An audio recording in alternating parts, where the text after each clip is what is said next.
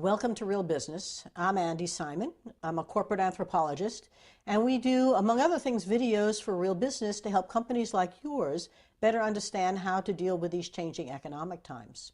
Today, I'd like to share with you a story from somebody who attended one of my workshops. I do workshops called Change Matters, and I work with CEOs who need to better address how to continue revenue growth, respond to these changing times. Change is not something we know how to do, and change is literally pain. Jim has a snow chain company in St. Louis, and he attended one of these workshops, and it was very interesting because we had several dinners afterwards. At the workshop, we were talking about how do you begin to see, feel, and think differently about your own business. How do you begin to see things that could be right in front of your nose and open your minds up so that the ideas can become new lines of business, perhaps?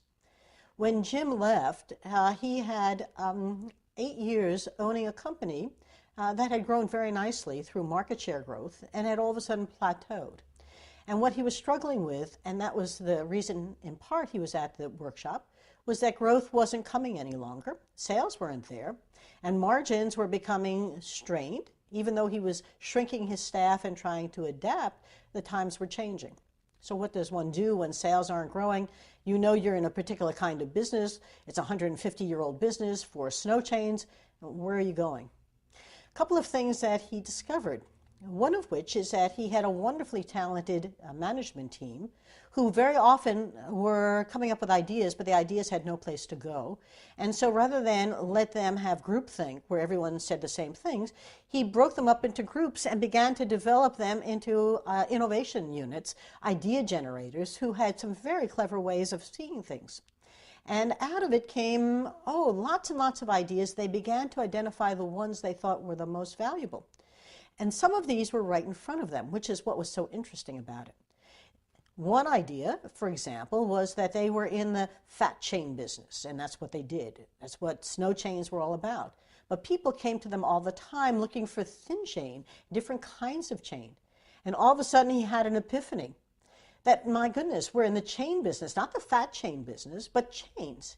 And so he went to partners who made thin chains and became a front door to them for their customers. So they both made a nice business, develop out of the chain business, not simply the fat chain business. And then there were markets like the government market that they hadn't penetrated at all. And this came out of their own staff.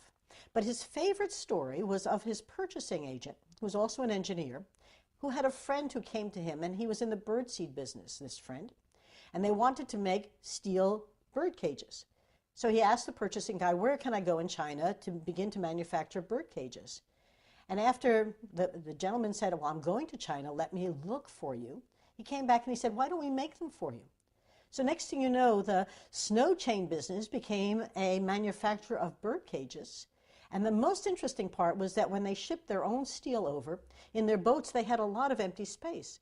And these bird cages could now fill the empty space. So not only could he charge for shipping them, but he was now offloading the cost of shipping his own goods.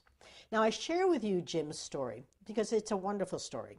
And he's been sharing the next phases with me as well because it's opened up his mind to things that were right in front of him. And it turned all of his team into an innovation team. And they were doing extremely well sorting out the things that really made sense for them. That was still part of the core business, but it was really a redefinition of what their core talent was and what their customers needed, which was the most interesting part. Customers were coming with needs and they were simply not solving them.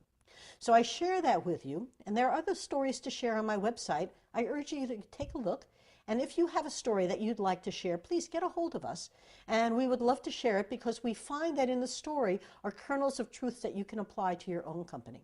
So let us know how you're dealing with this changing times, and you too can grow your revenue, and it's there and it's waiting for you.